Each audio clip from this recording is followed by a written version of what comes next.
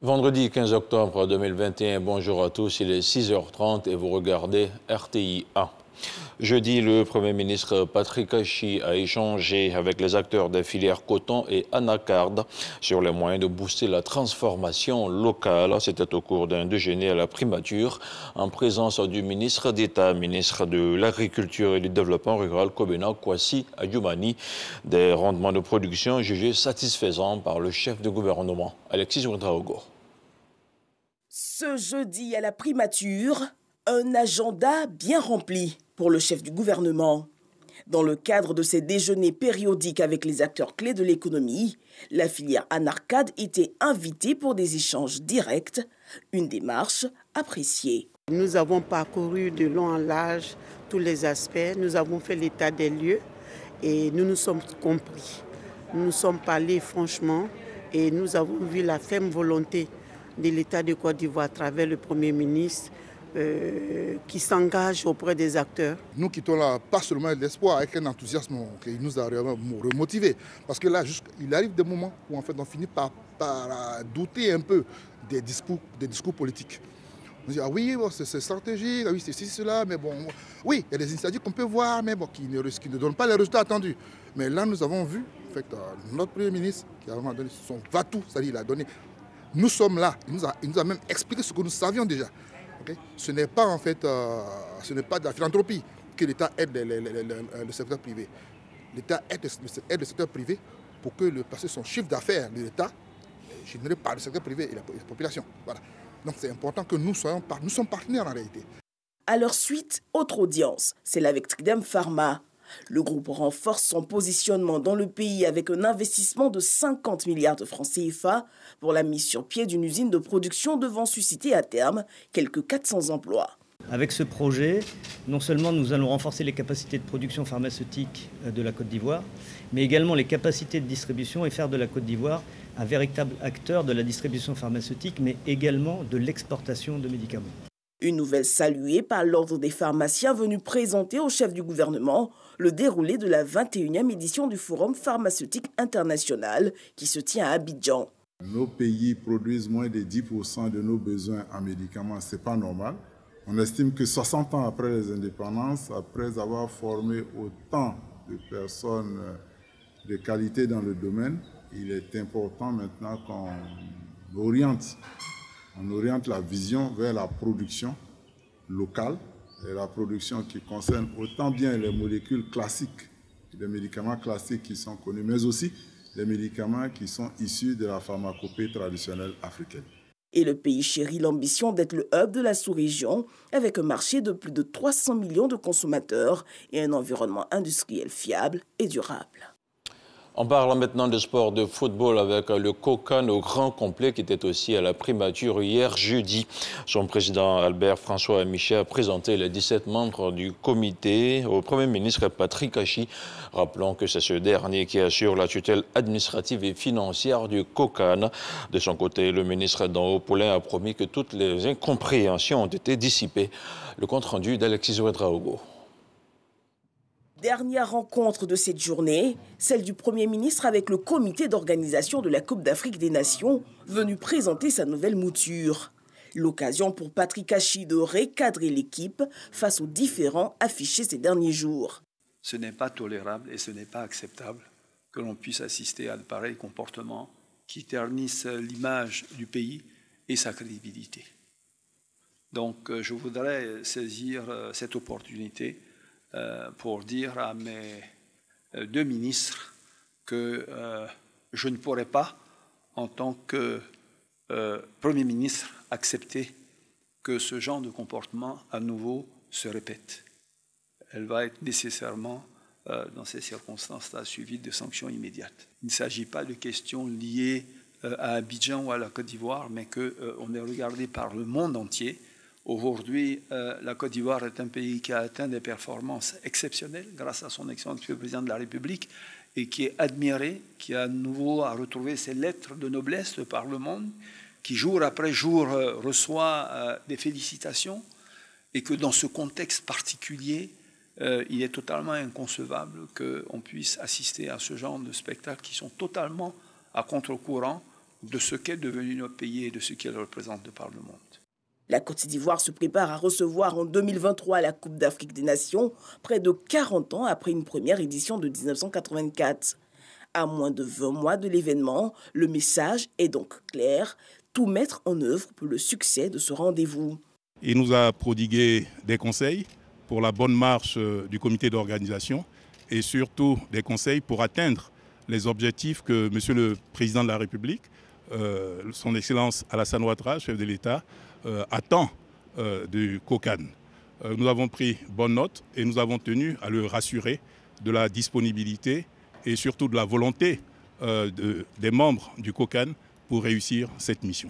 La Côte d'Ivoire, rassemblée avec toutes les compétences qui ont été présentées au COCAN, s'engage à offrir au monde et à l'Afrique une des meilleures cannes qu'elle aura connues. La Côte d'Ivoire, terre d'hospitalité, accueillera l'Afrique et les Ivoiriens ensemble, soudés dans le COCAN, montreront que la Côte d'Ivoire est la terre de la vraie fraternité. L'heure est donc à la tâche, relever les défis de l'organisation avec une équipe solidaire pour faire flotter bien haut le drapeau ivoirien. Un mot de défense à présent. Du matériel d'une valeur de 50 millions de francs CFA a été offert aux forces de défense et de sécurité. Ce don de Côte d'Ivoire Énergie vise à renforcer les capacités opérationnelles des hommes déployés sur le terrain, notamment dans les régions du Tchologo et du Bunkani. Le point de la remise avec Abou Sanogo. Côte d'Ivoire Énergie renforce le patrimoine des armées et de la gendarmerie nationale en reconnaissance de leur dévouement et en vue d'aider au renforcement des capacités opérationnelles des militaires et gendarmes engagés dans les opérations de sécurisation dans la zone nord, notamment dans les départements de Kong et de Téini. Côte d'Ivoire Énergie leur apporte un appui logistique et matériel d'une valeur de 50 millions de francs CFA pour faire face à la menace terroriste. Nous espérons que cette contribution aidera à décupler les efforts permanents déployés sur le terrain pour améliorer les conditions d'engagement de nos soldats sur le théâtre des opérations. Soutenir notre armée, c'est donc soutenir la République dans sa mission d'assurer la sécurité de tous ceux qui vivent sur le sol ivoirien.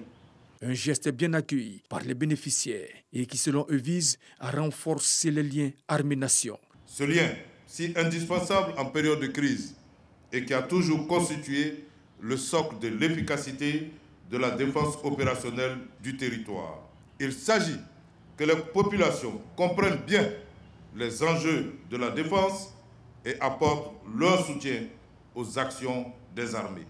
Pour le ministre d'État, ministre de la Défense Teni Birahima Ouattara, l'acte posé par Côte d'Ivoire Énergie est un acte citoyen. Le contexte sécuritaire aujourd'hui exige beaucoup de moyens et d'efforts pour faire face aux menaces terroristes et autres bandes criminelles. Le chef de l'État, chef suprême des armées, le président Alassane Ouattara, consent d'énormes sacrifices pour doter l'armée de Côte d'Ivoire de moyens afin de neutraliser toute forme de menace dans notre pays. Votre action est un signe d'encouragement et aura certainement un impact considérable sur les conditions de travail et le moral de nos hommes. Outre la remise de matériel aux armées et à la gendarmerie nationale, les localités bénéficiaires des travaux d'urgence d'électrification rurale dans les 10 départements ont reçu des dons pour la rentrée scolaire 2021-2022. Notons que le matériel offert aux forces armées et à la gendarmerie est composé de 2 pick-up, 2 drones de surveillance à plus de 1000 mètres de portée, 30 lipicos de campagne, 30 jumelles de vision nocturne et 30 torches rechargeables de longue portée. Initialement prévue du 1er au 21 novembre, la phase de dénombrement du recensement général de la population 2021 a été décalée d'une semaine. Elle se déroulera du 8 au 28 novembre pour la nouvelle date.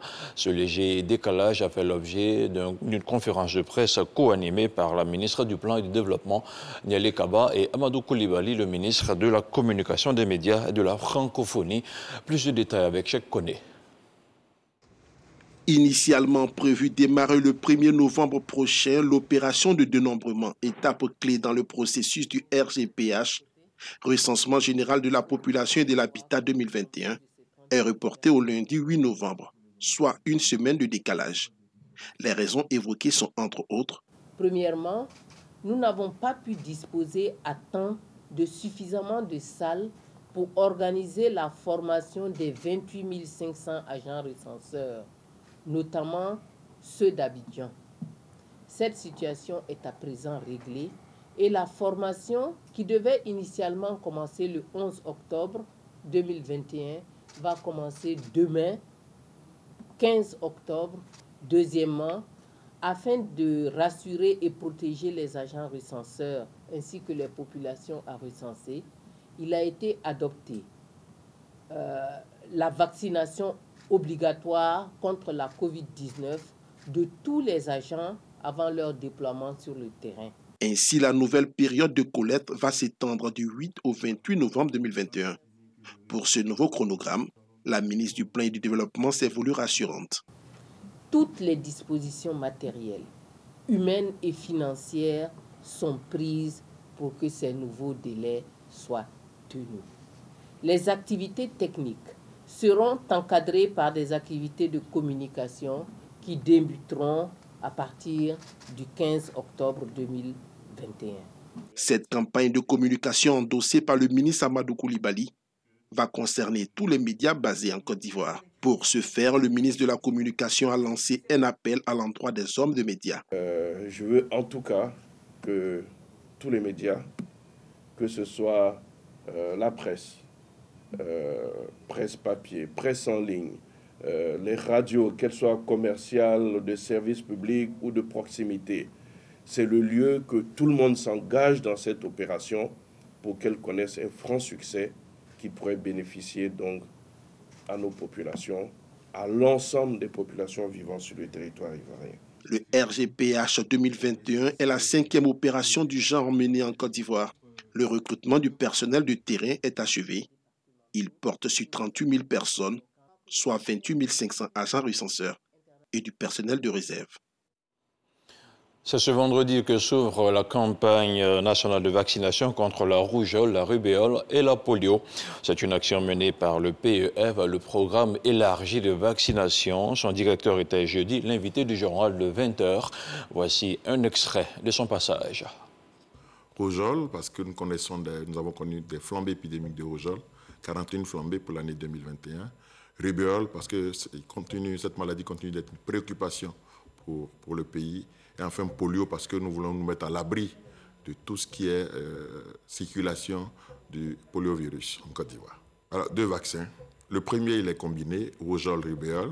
Ils sont concernés environ 6 248 567 enfants de 9 mois à 59 mois.